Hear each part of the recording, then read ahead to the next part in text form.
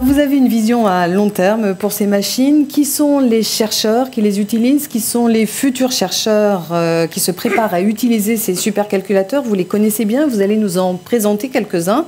En fait, il n'y a pas de parcours typique pour accéder à ces supercalculateurs. C'est ce que vous allez nous montrer. Voilà, j'ai choisi 3 exemples pour vous montrer d'abord qu'est-ce que c'est que le calcul scientifique, même si vous allez avoir des présentations dans ce sujet, et 3 exemples qui vont vous montrer qu'il n'y a pas une filière unique pour arriver à faire du calcul intensif. Donc mon idée, c'est que vous avez peut-être envie de savoir si vos enfants ou vos petits-enfants ou vos amis voudraient faire cette filière, et je vais vous expliquer un petit peu comment on fait. Alors une école d'ingénieurs peut amener au calcul intensif? Oui, évidemment. A priori, ce seraient les écoles d'ingénieurs, mais on pourrait penser que les écoles polytechniques, l'école normale seraient le plus approprié. Je vais vous montrer que non. Donc j'ai choisi 3 exemples. Le premier, Adrien Lauzière, est un chercheur à l'INRIA, mais tous mes exemples sont de très jeunes chercheurs qui ont commencé depuis 1 ou 2 ans. Il prépare les données, et vous voyez ici un avion qui n'existe pas, de la compagnie Dassault, qui sera un avion pour les gens très riches, un business jet, et vous avez une triangulation là, tridimensionnelle, ça se voit pas que c'est tridimensionnel, et ce qui se passe, c'est que l'avion, on ne le voit pas dans ma figure, la toile d'araignée, il est caché parce que l'avion est à 10 km d'altitude, et ce que vous voyez en bas, c'est le sol. Donc c'est de la recherche, et pour arriver là, Adrien Lauzière, qu'est-ce qu'il a fait? Il a fait une école d'ingénieur à Toulouse, que vous connaissez peut-être pas. Ensuite, mais là, oui, je m'avance, hein, il y a des Toulousains dans la salle. Ensuite, il a fait une thèse. Alors, la thèse est à l'IX, mais ça, c'est parce que le directeur était à l'IX. Et il a fait une université, un postdoc dans une université que vous connaissez probablement pas non plus, mais vous avez le génie de la préparation des données là-bas, qui s'appelle Ronald Lenor. Donc voilà le parcours d'Adrien Lauzière. Ensuite, vous allez nous présenter une jeune femme, femme qui a fait du maths et qui travaille actuellement sur des codes pour ITER. Donc le premier était dans un organisme de recherche.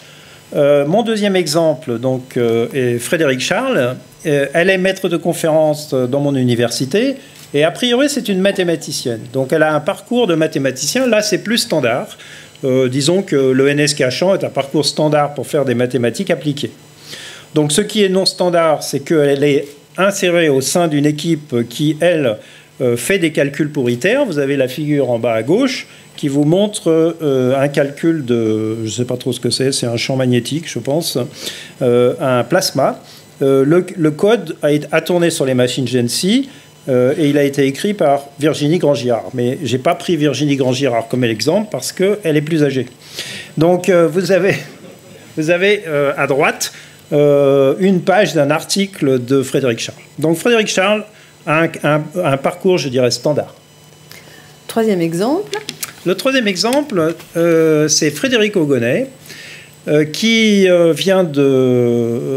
lui a fait une grande école qui, à mon avis, et là, probablement, si vous voulez faire une grande école pour faire du calcul intensif, c'est probablement la meilleure formation, l'École normale supérieure de Lyon.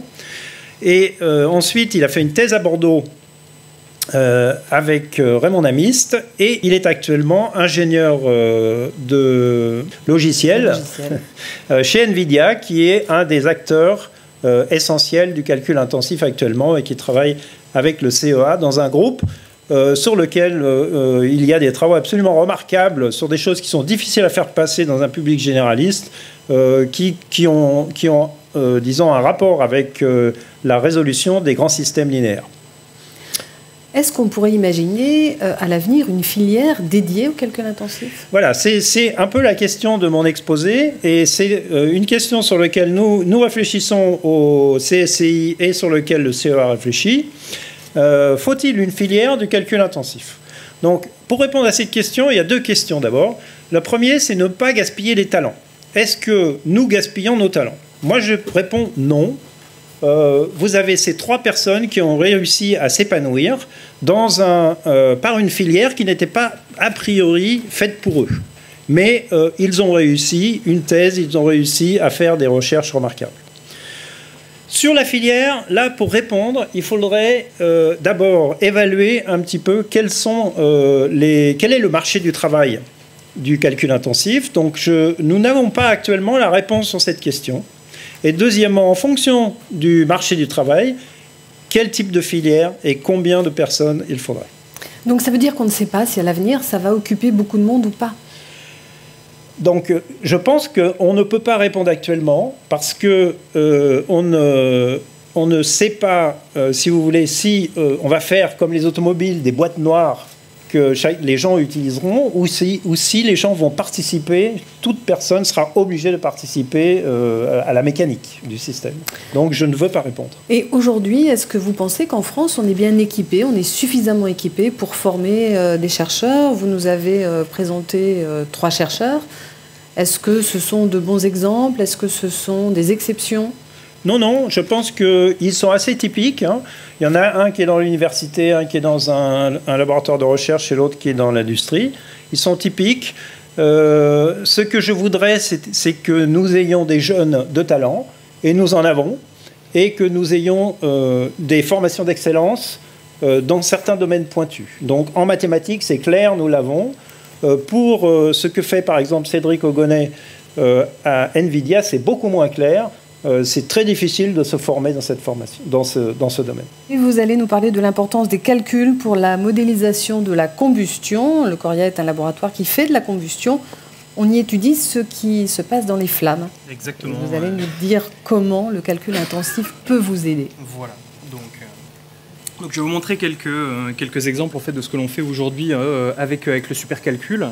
Et notre première motivation, c'est le fait qu'aujourd'hui, sur la planète, on a à peu près 86% de l'énergie qui est libérée en fait, grâce à la combustion. C'est un pourcentage aujourd'hui qui est relativement constant et qui a même tendance un petit peu à augmenter avec l'exploitation par exemple du charbon en Chine. La combustion, c'est quelque chose en fait, qui est très présent dans la vie de tous les jours, à la fois dans l'aéronautique, dans les moteurs aéronautiques, dans l'automobile ou dans les fours industriels. Alors un exemple que je connais bien, c'est la propulsion en fait, aéronautique. Ici, vous avez en fait un hélicoptère des gardes-côtes américains. Au niveau, à ce niveau-là, en fait, vous avez 2 moteurs, et 2 moteurs en fait, français, produit par la société Turbomeca. Alors vous voyez un schéma ici en fait de ce qui se passe dans ce moteur. Vous avez en fait un compresseur, une turbine, et là au milieu, coincé en fait au milieu, vous avez en fait la chambre de combustion. Et d'où c'est ce que l'on va chercher, en fait à simuler pour mieux comprendre et mieux dimensionner en fait ces éléments. Donc forcément, on a des enjeux qui sont vraiment des enjeux sociétaux qui sont vraiment très très forts. Au niveau de la chambre de combustion, on a énormément en fait de polluants qui sont formés.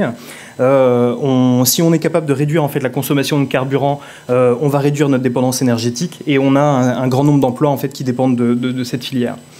Donc j'ai pris un exemple de ce qui se fait aujourd'hui, vraiment les calculs extrêmes que l'on est capable de faire dans l'industrie. Donc ça, ce sont des calculs réalisés par la société SNECMA sur la machine R1, donc une machine Boolix au CEA. Là, vous avez en fait une simulation d'allumage. Vous mettez en fait dans la chambre de combustion un noyau d'allumage et vous regardez sa propagation en fait au sein de la chambre de combustion. Ça va vous donner des informations sur le temps d'allumage en fait de la chambre et ça, c'est très important pour dimensionner en fait les moteurs. Ici, on utilise 160 millions d'éléments. Nous, en fait, on compte beaucoup en millions d'éléments, en fait, parce que ça va simplement donner la qualité des résultats que l'on va être capable en fait, d'atteindre. Plus on met en fait, d'éléments, c'est un petit peu comme en photo, hein, plus on met d'éléments et plus on sera capable en fait, d'avoir des résultats fidèles. Alors, un exercice que j'avais fait il y a quelques temps, c'est de se dire, si on se place en, fait, en 2020, les industriels, en fait, vu les phénomènes qui se produisent en fait, dans la chambre, aimeraient être capables de faire des calculs sur 10 milliards à peu près d'éléments. La vidéo précédente, on était à 160 millions. Ce que les industriels aimeraient ici, ce serait 10 milliards d'éléments. Quand on regarde en fait les temps de calcul nécessaires sur différentes machines, une machine pétaflopique par exemple, ce genre de simulation, il nous faudrait 24 jours sur 300 000 cœurs de calcul. On est très très loin des cycles industriels où l'ingénieur en fait aime bien lancer le calcul le soir et récupérer les résultats le lendemain. Donc là, on est vraiment tourné vers l'hexaflopique, être capable de tourner sur 1,6 million de cœurs de calcul. Alors forcément, on a de très nombreux défis liés à ces machines-là, du côté machine, mais aussi du côté logiciel. Nous, on ne sait pas encore faire tourner sur 1,6 million d'heures de calcul, sur 1,6 million de cœurs, et donc on va être obligé d'adapter nos outils à ces machines. Donc moi je travaille en fait sur un logiciel qui s'appelle Yelze, que j'ai commencé en fait à développer il y a 6 ans, qu'on utilise en fait, 80 personnes l'utilisent dans les laboratoires aujourd'hui et dans l'industrie. On a des industriels comme Safran, Rhodia et GDF en fait qui l'utilisent même en interne. Et donc j'ai même reçu quelques prix en fait pour tous ces développements. Donc aujourd'hui on a réussi à développer toute une communauté pour aller sur les plus grosses machines en France et en Europe. On a aujourd'hui en fait 2 projets PRAISE qui ont été acceptés liés en fait à cet outil. Donc maintenant, je voudrais juste vous montrer quelques exemples de ce que l'on est capable de faire avec cet outil-là et avec les supercalculateurs. La première chose, c'est essayer d'aller chercher en fait la plus grande résolution du maillage.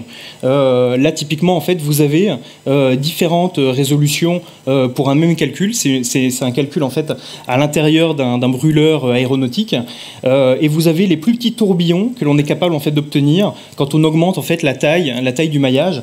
Typiquement, là, on est à peu près à 800 millions d'éléments, et si on pousse même en fait la chose encore plus loin, on est capable d'obtenir ici, vous voyez, sur 2,6 milliards en fait d'éléments, tous les plus petits tourbillons de l'écoulement qui jouent un très très grand rôle en fait dans la stabilisation de la flamme, et donc ça c'est important pour le dimensionnement des brûleurs.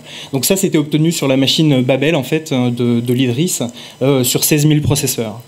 Alors c'est une image en fait qui plaît beaucoup, hein, donc on la retrouve aujourd'hui en fait en couverture de journaux ou même de livres, très bon livre, je vous le conseille celui-ci. Voilà. Un autre exemple, ça c'est des calculs en fait qui ont été réalisés cette année, notamment en fait dans un grand challenge et dans un projet PRAISE. Là on est sur 18 milliards de tétraèdres, donc on est quasiment à l'objectif 2020 en termes de résolution, sauf que ce sont des calculs qui ont demandé vraiment beaucoup de temps. On est sur 2 mois de calcul et quasiment 1 mois de post-traitement.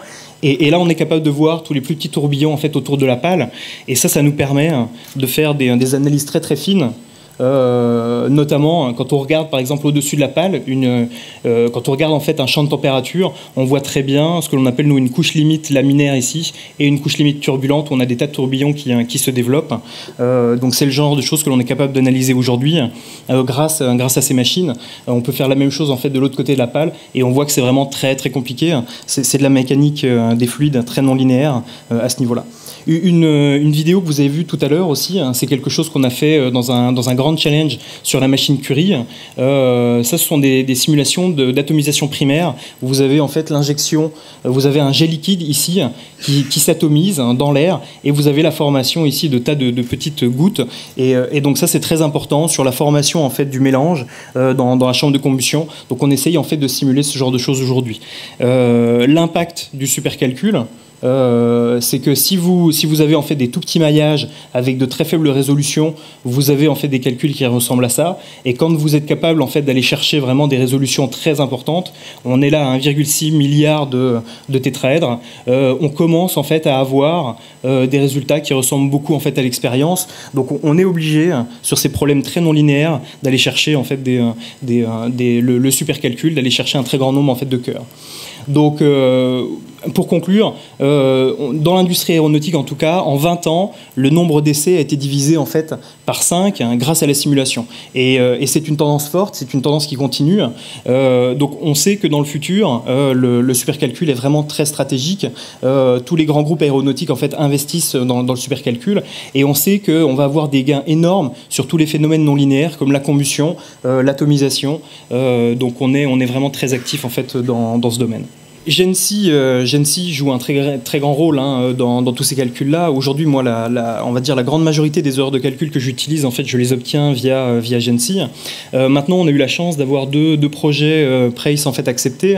Un premier sur la modélisation de la combustion. On a un deuxième là qui vient tout juste de démarrer en fait sur la partie simulation de l'atomisation. Donc ça, ce sont des ressources en fait qui sont comment dire, vraiment très très intéressantes pour nous, qui nous permettent d'aller plus loin, d'aller vraiment flirter en fait avec extrême, chose qu'on n'arrive pas forcément à faire en fait avec nos allocations GENSI, qui nous servent en fait à faire des thèses, à faire d'autres choses.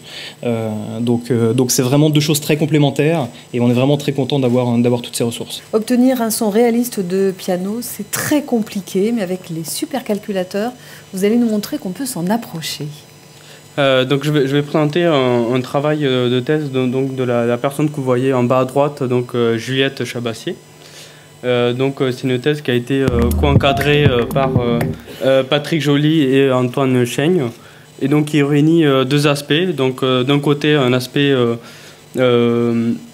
analyse numérique, puisque Patrick Joly est un chercheur en analyse numérique, et puis un aspect mécanique, où Antoine Chaigne est un spécialiste de la mécanique et de manière générale de l'acoustique musicale.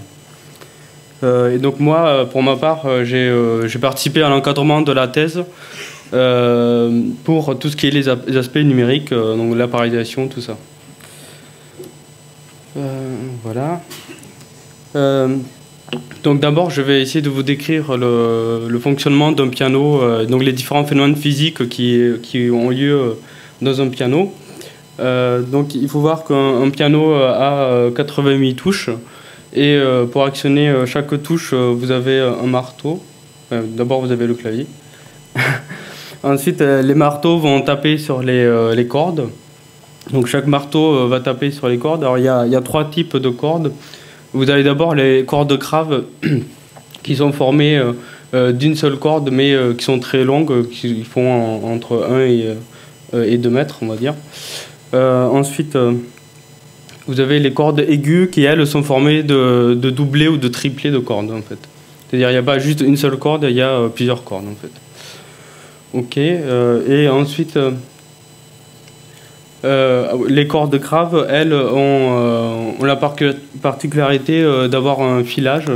Donc ça, c'est pour éviter, en fait, si jamais on voulait avoir des cordes uniquement cylindriques, on aurait des cordes de 8 mètres, donc qui seraient pas réalisables. Donc du coup, il y a un filage en cuivre autour des cordes graves. Voilà, et donc une fois que la corde entre en vibration, elle transmet sa vibration au niveau voilà, donc chaque corde est attachée vis-à-vis de la graffe, et la transmission du mouvement, de la vibration de la corde se fait sur un morceau de bois qu'on appelle le chevalet. D'accord. Et le chevalet est un bout de bois donc, qui repose sur la table d'harmonie. Donc la table d'harmonie va entrer en vibration. Et une fois que la table d'harmonie entre en vibration, la vibration se transmet à l'air et on peut entendre un son. D'accord. Donc vous voyez qu'il y a plusieurs phénomènes physiques qu'il faut modéliser. Et puis une fois qu'on a modélisé tous ces phénomènes physiques, il faut effectivement les simuler de manière numérique. Donc nous, on s'est donné comme objectif d'être très proche de la physique, c'est-à-dire à chaque fois, à chaque modèle, on essaie de le justifier de manière physique, en donnant des paramètres des valeurs qu'on puisse expliquer. Et donc ça nous permet de mieux comprendre la physique du piano. Donc d'un côté, il y a effectivement tout ce qui est modélisation, où on va écrire un modèle sur la corde, sur la table d'harmonie, sur la vibration de l'air. Et donc après, une fois qu'on a écrit toutes les équations, on va utiliser des méthodes numériques et puis faire de la simulation, donc soit avec un ordinateur personnel, mais on va voir que dans le cas du piano c'est pas trop possible, soit avec un calculateur effectivement. Et puis, une fois qu'on a les données, ben, on compare avec l'expérience. Et puis, on essaie de comprendre, finalement, dans nos modèles, qu'est-ce qui était correct, qu'est-ce qui était faux, pour ajuster les modèles, pour avoir un son plus fidèle, on va dire. Et donc là, je vous donne une référence d'un chercheur, Giordano, qui a fait ce type de démarche en essayant de coupler donc la corde, la table d'harmonie et puis l'air. Mais vous allez entendre le son. Alors. Je sais pas si c'est le son qui a été obtenu avec son modèle. Donc, ça ressemble à un piano, mais il y a quand même quelques manques au niveau de la richesse spectrale. Donc après, je vous ferai écouter les sons qu'on a obtenus avec notre approche. Donc la discrétion du problème. Donc d'abord il y a la vibration de la corde. Donc le marteau va taper sur la corde qui va se mettre en vibration. Et donc pour modéliser la corde, on utilise des éléments finis d'ordre élevé, donc les éléments finis spectraux. Donc là, sur le modèle de corde, c'est un modèle non linéaire pour essayer de prendre en compte donc, tous les phénomènes de vibration, donc, notamment les partiels, les fantômes, tout ça. Ok. Ensuite, vous avez l'acoustique 3D. Donc là, cette fois-ci, c'est un modèle linéaire sur l'acoustique 3D. Donc la seule difficulté de l'acoustique 3D, c'est que comme le piano est de grande taille et que la longueur d'onde est assez petite, donc on est obligé d'avoir un maillage assez fin pour représenter de manière fidèle la vibration de l'air. Donc la difficulté du 3D, c'est plutôt au niveau mise en œuvre, au niveau du code parallèle. Voilà, et après sur la table 2D, là par contre, on fait le calcul des modes de vibration. Donc là, à gauche, je vous ai mis le maillage de la table d'harmonie. Donc on voit en fait qu'il y a plusieurs zones. Il faut voir que la zone en rose, c'est le chevalet. Et puis tous les tirets verts que vous voyez, ce sont les raidisseurs en fait. C'est-à-dire c'est des bouts de bois qui sont placés en dessous de la table d'harmonie qui permettent de rigidifier la structure. En général, ils sont placés, si vous voulez, c'est pour essayer de... Le problème du bois, c'est qu'il est orthotrope. Et donc, le fait de mettre des raidisseurs, on essaie de tendre vers l'isotropie, en fait. Donc là, j'ai affiché donc, 3 modes de vibration, donc les 3 premiers modes. Et donc, on calcule tous les modes, et puis on va essayer de faire vibrer tous ces modes-là et de coupler donc, la vibration de la table avec la corde et puis l'acoustique 3D. Donc effectivement les modes sont précalculés. Et au niveau du schéma en temps, le schéma 1D on met de l'implicite pour éviter d'avoir des conditions de stabilité trop restrictives. Au niveau du schéma 3D c'est de l'explicite, donc qui va être facile à paralléliser. Et puis sur le 2D, comme les modes sont précalculés, bon, même si on les calcule en parallèle, c'est relativement simple. Donc je vous donne les données du cas qu'on fait passer. Donc sur la corde, on met à peu près 1000 degrés de liberté. Donc la multiplié par 3 parce qu'il y a 3 inconnus. Donc il y a le déplacement transverse longitudinal et l'angle de Timoshenko, le phi. Sur la table, vous avez 140 000 degrés de liberté. Et dans l'air, vous avez 23 millions de degrés de liberté. Donc c'est vrai que ce n'est pas un cas qui est extrêmement gros en termes de nombre de degrés de liberté en 3D. Mais il faut voir que ce qui nous bloque plus, si vous voulez, c'est le pas de temps. C'est-à-dire si on veut respecter donc, la condition de stabilité, puis même si on veut avoir une bonne précision sur la propagation en 3D, on est obligé d'avoir un pas de temps de l'ordre de 10-6 secondes. Et donc si on veut plusieurs secondes d'un son, voilà, ça demande plusieurs millions d'itérations. Donc là, si on le fait passer, ce calcul-là, sur 300 cœurs, ça donne donc 24 heures de calcul juste pour avoir une seconde de son.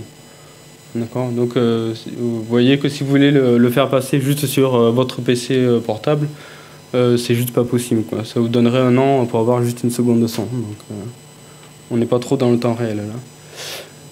Donc après, c'est vrai qu'on pourrait attaquer des cas plus gros en termes de nombre de liberté si jamais on veut mailler de manière plus précise toute la structure. Là, pour le moment, j'ai maillé juste la ceinture du piano et puis la table d'harmonie.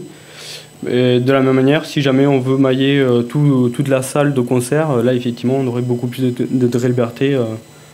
Voilà, mais ça, on ne l'a pas fait. Pour nous, on s'est contenté juste du piano. Donc là, si vous voulez, après l'autre difficulté qu'on avait, c'est que nous, on voulait essayer de simuler. Bon, dans le piano, il y a 88 notes, donc c'est vrai que si on simule les 88 notes, ça fait beaucoup d'heures de calcul. En pratique, en plus, chaque note, il faut la simuler avec des nuances différentes, donc piano, forte et mezzo forte.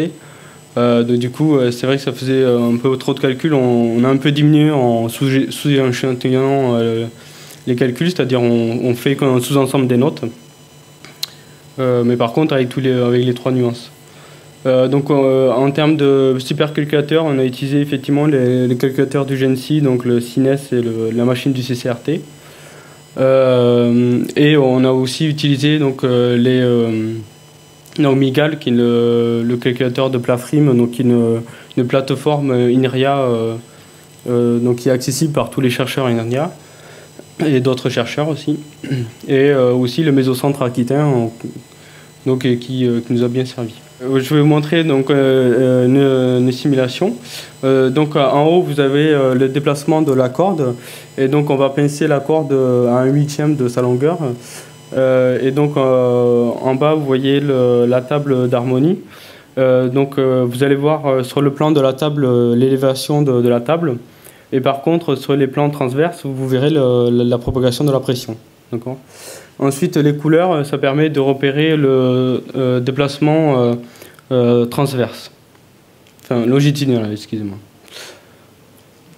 Donc vous voyez qu'au début, on tire sur la corde avec le marteau.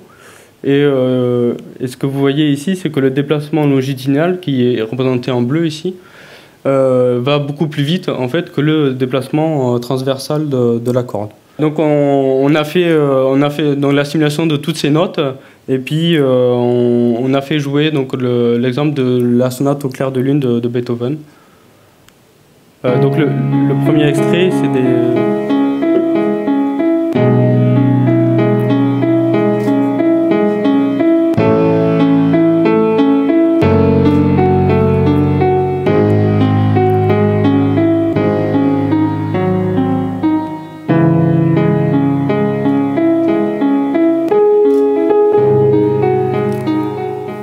Voilà, et le second extrait, on va voir qu'il y a des notes brillantes qui vont ressortir. Donc sur les notes brillantes, on est assez fiers de nous, parce que c'est vraiment proche de la physique.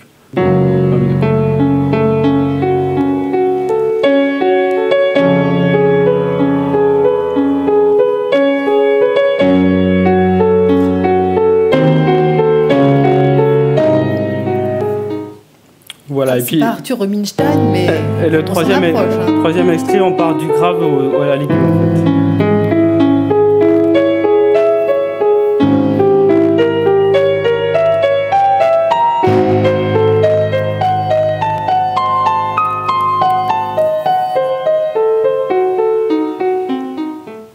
Donc vous voyez que sur cet exemple, on a plus de richesse en fait que ce qui a été fait auparavant.